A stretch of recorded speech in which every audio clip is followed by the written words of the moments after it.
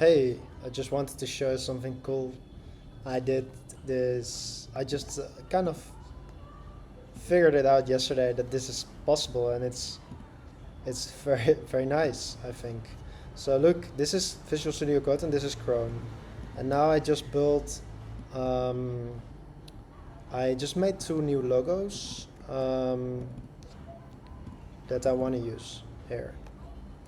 So let's try it. You can basically just select the application, and Chrome is here. You can just get info, and then you get this thing. You click here and you paste your new image in there.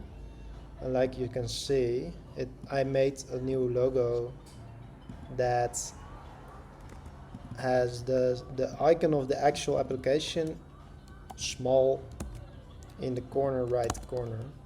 I think it's a nice way to demonstrate that this VS Code app has been optimized to work, has been configured to work with King, and that's why I wanted to make it look like that. So basically, also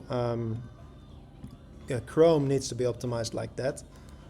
So this is how my desktop looks, and when I have both of them open, well, now they still show the old one, but when I start it up again, it will show like that. See, so it's VS Code with the King, and Chrome is the same.